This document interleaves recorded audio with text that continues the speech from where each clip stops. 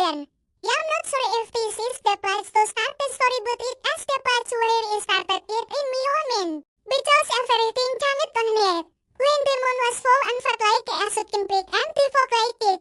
Upon the titik and of the choke the stars and moving out the sound of moon, roar. It was enough for staying near the fairway got bird and a bottle of something strong. Not enough for going abroad into the streets. But then Melandadi came around with her monthly reminder about Trent and she made the such acting about needing the money now rather than later that it put Aston in me so much and sent out into the Fogtoven aja somewhere. To say that he was a Haguriter is to insult the memory of all Haguriters who have ever failed to earn an honest living stringing words together. It could write a passable imitation of Shakespeare if you wanted to. Orang convincing ballad about the Highland Maiden or an exciting adventure story about colonial India. If you gave me an idea and a deadline it could produce a popular that would bring terrors to the ears of their most jaded editor. And they never once resorted to those ghastly purple passages favorite the French decadent puritans with so offended or refined English sensibility.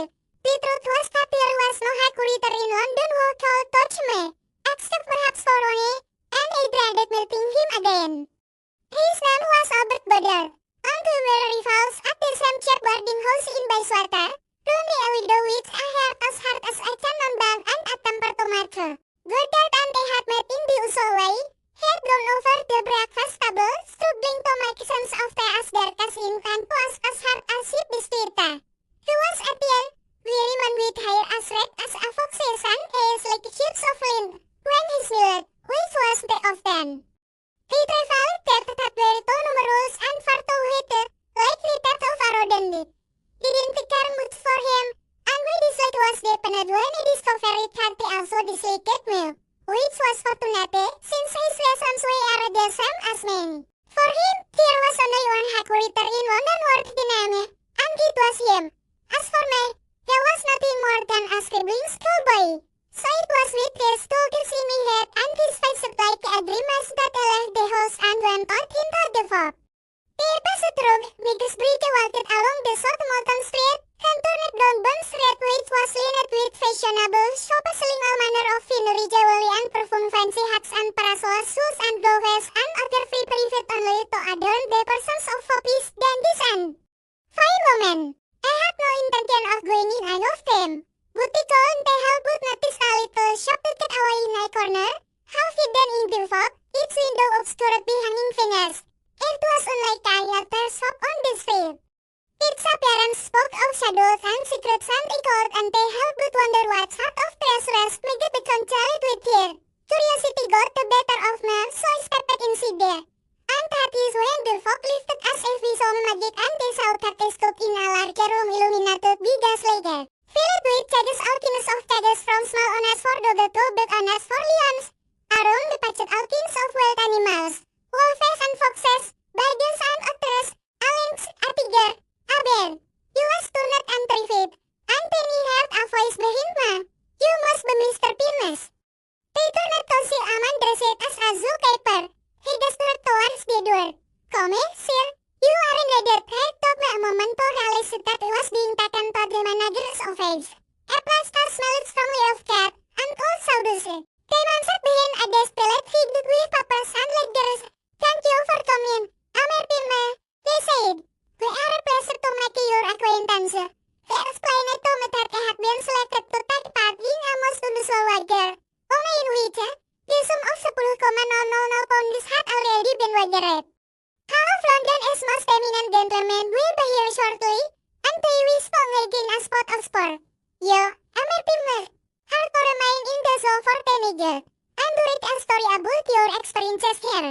You may use whatever theater you wish as your subject, but you must read traffic, as pocket real, no allegory, no metaphor. In other words, you are to read a true action of your meeting with a wild animal.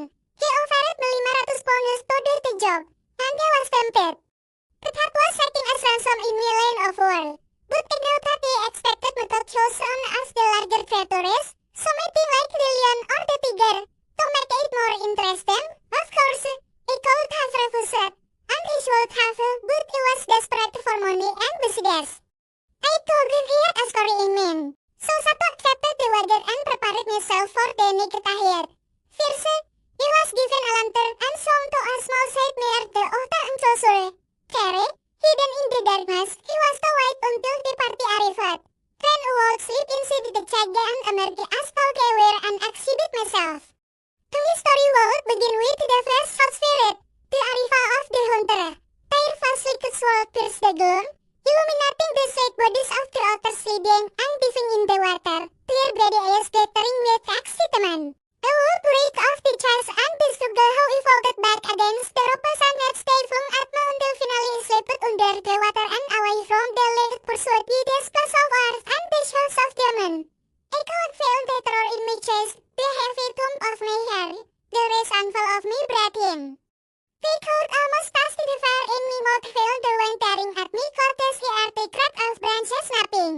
Still the only faces distorted in the lantern lake smell the most of the altars the patrick of the meme. It was to be a story brimming with action, motion, sensation the house passed like tea, the fire of my imagination burning bright against the cold.